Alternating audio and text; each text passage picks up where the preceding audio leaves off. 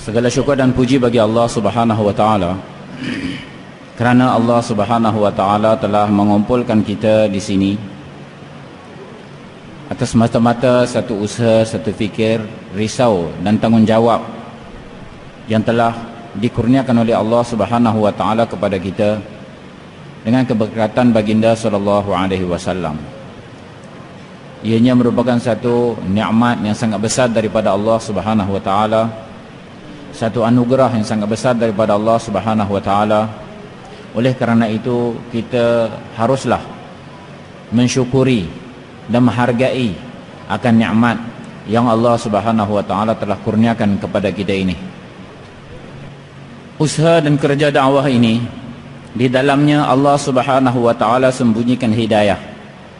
Sesiapa sahaja yang bangun buat usaha agama, pasti dan pasti Allah Subhanahu wa taala akan memberi hidayah kepadanya. Semua nabi-nabi dan rasul-rasul yang diutuskan oleh Allah Subhanahu wa taala, mereka semua diutuskan oleh Allah Subhanahu wa taala bersama dengan usaha dakwah. Mereka berusaha di kalangan kaum dan umat mereka, dan Allah Subhanahu wa taala memberi hidayah kepada kaum-kaum mereka. Dan kerana Nabi sallallahu alaihi wasallam juga sebagaimana nabi-nabi dan rasul-rasul yang terdahulu juga diutuskan oleh Allah Subhanahu wa taala di atas muka bumi ini, dan baginda sallallahu alaihi wasallam juga telah menyempurnakan dan menjalankan usaha dakwah. Dan baginda sallallahu alaihi wasallam ialah nabi terakhir. Tidak ada nabi selepas baginda sallallahu alaihi wasallam. Begitu juga kita, umat baginda sallallahu alaihi wasallam, dipilih oleh Allah Subhanahu wa taala di kalangan manusia untuk menjadi umat akhir zaman sebagai umat Nabi sallallahu alaihi wasallam, dan mereka bertanggungjawab atas kerja kenabian, menyambung usaha dan kerja baginda sallallahu alaihi wasallam sebagaimana mafhum sepotong hadis Nabi sallallahu alaihi wasallam, la nabiyya ba'di wa la ummata ba'dakum, tidak ada nabi selepasku dan tidak ada umat selepas aku. Kerana tanggungjawab inilah, kerana tugas yang dipindahkan oleh Allah Subhanahu wa taala kepada umat ini, Allah Subhanahu wa taala telah memuliakan umat ini sebagaimana firman Allah, kuntum khaira ummatin ukhrijat linnas ta'muruna bil ma'ruf wa tanhauna 'anil munkar wa tu'minuna billah. Kamu ialah sebaik-baik umat yang dikeluarkan untuk faedah sekalian manusia. Kamu menyuruh kepada perkara yang baik dan kamu mencegah daripada kemungkaran, dan kamu beriman kepada Allah Subhanahu wa taala.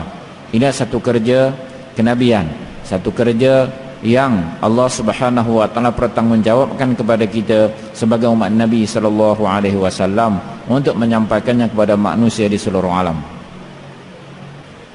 Tuan-tuan yang dirahmati Allah Subhanahu wa taala, atas maksud, atas kerja ataupun atas tanggungjawab inilah kita telah dipilih oleh Allah Subhanahu wa taala sebagai umat baginda sallallahu alaihi wasallam. Dan atas tanggungjawab dan kerja inilah kita telah disebut sebagai khairu ummah, umat yang terbaik.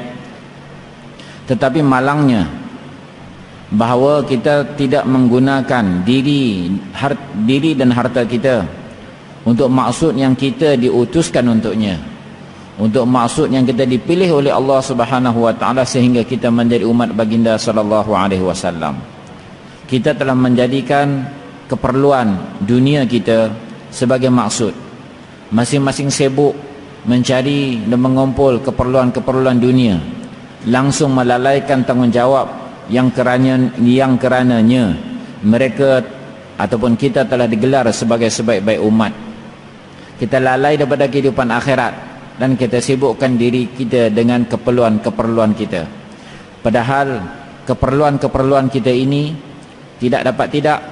pasti Allah Subhanahu wa taala akan sempurnakan, kerana di dalam dikatakan bahawa ad-dunya biqadri muqaddar wal akhiratu biqadri masyaqqah, bahawa dunia itu ianya akan diperoleh sekadar apa yang ditakdirkan untuknya, sedangkan akhirat akan diperolehi sekadar masyaqqah, susah payah, mujahadah yang seseorang berusaha untuknya.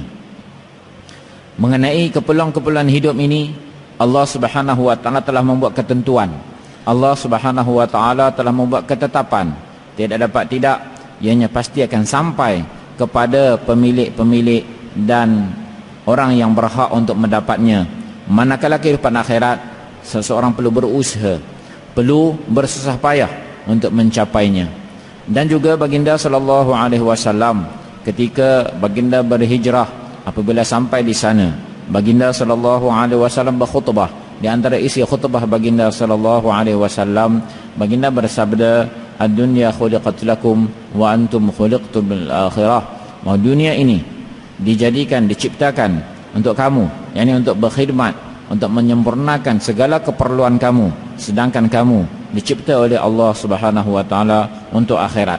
Apa sahaja yang kita nampak di keliling kita, sekalian makhluk ini pada hakikatnya mereka dicipta oleh Allah untuk berkhidmat kepada manusia, dan manusia itu sendiri haruslah memperhambakan dirinya kepada Allah, kerana manusia itu khuliqtum lil akhirah, bahwa kamu dicipta untuk membina kehidupan akhirat. Tetapi malangnya kita lupa, kita sibuk dengan keperluan-keperluan dunia kita, langsung kita lalai untuk menjadikan diri kita ini sebagai orang-orang ataupun anak-anak akhirat.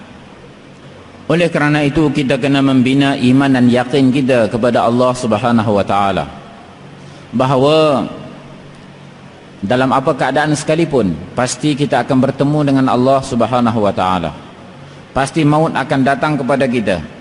Ianya merupakan sempadan untuk berpindahnya kita daripada alam dunia yang fana ini ke dalam akhirat, ke alam akhirat yang kekal abadi. Dan maut pasti akan datang dan kita pasti mati. Tetapi kita lupa, kita dengan kesibukan dunia kita telah lupa kematian kita, sedangkan mati tidak pernah lupa kepada kita. Ianya akan datang tepat pada masanya. Kerana setiap daripada insan ini telah ditetapkan waktu-waktu kematiannya. Pasti, tidak dapat tidak, maut akan datang. Dan kata beliau bahawa pada hakikatnya, kalaulah kita lihat umpama barang dagangan pada hari ini, serial number kita semua dah ada. Kita hanya menunggu masa dan giliran bila kita akan mati. Apabila datang kematian, ianya tidak akan tercepat seketika, tidak akan lambat seketika. Janganlah sekali-kali kita lalai sehingga kita merasakan maut masih jauh lagi. Sebenarnya maut sangat dekat. Bila-bila masa ianya akan datang menjemput kita, dan pada masa itu kita akan berpindah daripada alam dunia yang sementara ini ke alam akhirat. Oleh kerana itu tuan-tuan yang mulia, kehidupan yang Allah Subhanahu wa taala telah berikan kepada kita, satu kehidupan yang pendek, harus kita mengusahakan bagaimana dalam kehidupan ini kita dapat mengusahakan keyakinan kepada Allah Subhanahu wa taala.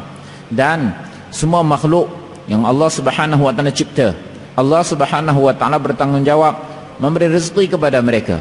Walaupun seekor semut yang kecil, itu pun Allah Subhanahu wa taala mengambil tanggungjawab untuk memberi rezeki kepadanya. Wa ma min dabbatin fil ardi illa 'ala Allahi rizquha. Tidak ada satu binatang melata pun di atas muka bumi ini melainkan Allah Subhanahu wa taala menyediakan, memberi rezeki kepadanya. Semua makhluk, termasuklah kita, semut sekalipun, Allah Subhanahu wa taala mengambil tanggungjawab untuk memberi rezeki kepadanya. Tetapi malangnya kita telah menggunakan kehidupan kita, masa kita, salahiyah, yakni kemampuan, kebolehan, ability yang ada pada kita untuk membina semata-mata kehidupan dunia kita dan menyempurnakan keperluan-keperluan dunia kita. Seumpama lintah, bila dia melekat pada siapa-siapa, dia melekat pada kulit sesiapa, dia akan menghisap darah sebanyak mana yang mungkin dia akan hisap. Dan begitulah keadaan kita, kata beliau, dunia ini telah menghisap darah kita, segala kemampuan kita, segala kebolehan kita, segala kemampuan yang ada pada kita telah dihisap oleh dunia, dan sehingga kita lalai daripada kehidupan akhirat, kehidupan yang kekal abadi untuk selama-lamanya. Sedangkan dunia ini telah ditetapkan oleh Allah Subhanahu wa taala, telah ditakdirkan oleh Allah Subhanahu wa taala, sehingga di dalam satu mafhum hadis Nabi sallallahu alaihi wasallam, baginda sallallahu alaihi wasallam bersabda, yang mafhumnya lebih kurang, inna nafsa lan tamuta hatta tastakmila rizqaha, sesungguhnya sesuatu jiwa itu dia tidak akan mati sehingga dia menyempurnakan rezekinya. Seorang pun tak akan mati melainkan setelah dia makan semua rezeki yang telah ditetapkan oleh Allah Subhanahu wa taala kepadanya, maka barulah dia akan mati, barulah dia akan meninggalkan dunia ini. Kerana Allah Subhanahu wa taala telah mengambil tanggungjawab, tetapi kita lalai. Sebenarnya tanggungjawab umat ini satu. Tanggungjawab kita bukan berbeza-beza. Tanggungjawab kita satu sahaja, iaitu semua umat Nabi SAW, semua yang ucap kalimah, tanggungjawab mereka satu, itu bagaimana untuk memantapkan keimanan yang ada di dalam hati, yakin kepada Allah Subhanahu wa taala, kepada kebesaran dan keagungan Allah Subhanahu wa taala, sehingga dalam hati mereka penuh dengan kebesaran dan keagungan Allah Subhanahu wa taala, guna ianya mendorong seseorang itu untuk mentaati segala perintah Allah dan menjauhi segala larangannya. Jadi tuan-tuan dirahmati Allah Subhanahu wa taala, sahabat radhiyallahu anhum, mereka telah mengorbankan keperluan-keperluan mereka demi untuk maksud Allah Subhanahu wa taala telah menyempurnakan keperluan-keperluan mereka dengan kudratnya.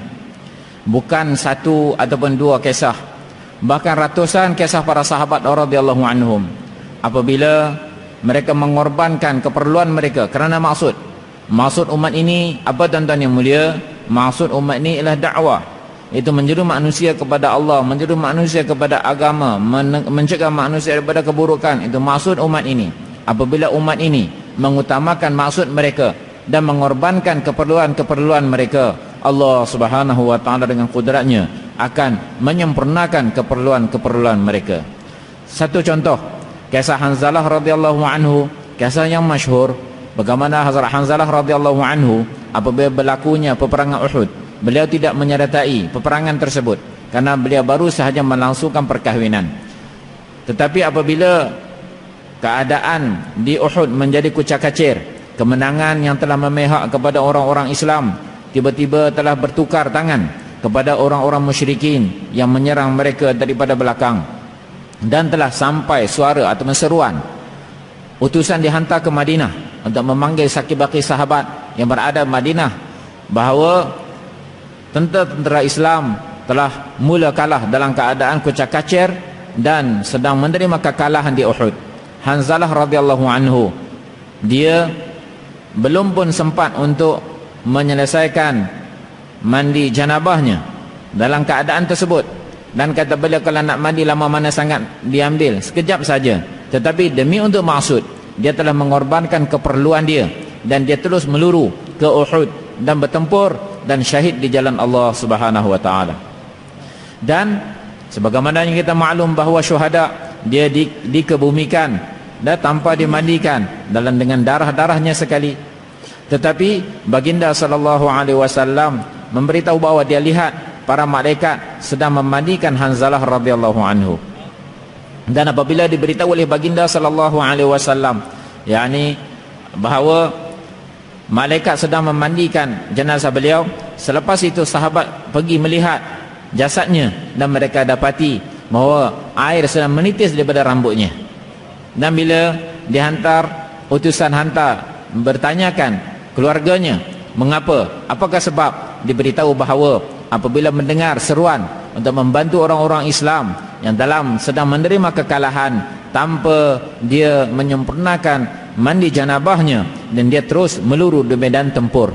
Jadi tuan-tuan yang mulia, apabila kita mengorbankan keperluan-keperluan kita demi untuk maksud yang untuknya kita diutuskan, untuknya kita dipilih oleh Allah Subhanahu wa taala, pasti dan pasti Allah Subhanahu wa taala akan menyempurnakan segala darurat ataupun keperluan-keperluan kita dalam kehidupan dunia ini maupun dalam kehidupan akhirat. Oleh kerana itu tuan-tuan yang mulia, kita semua azam insya-Allah untuk menjadikan usaha dakwah masa hidup kita. Semua sedia insya-Allah.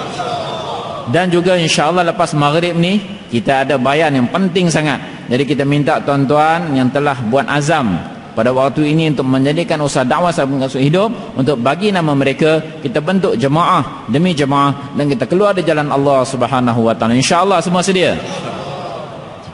Subhanallah bihamdihi. Subhanakallahumma bihamdika asyhadu an la ilaha illa anta astaghfiruka wa atubu ilaik.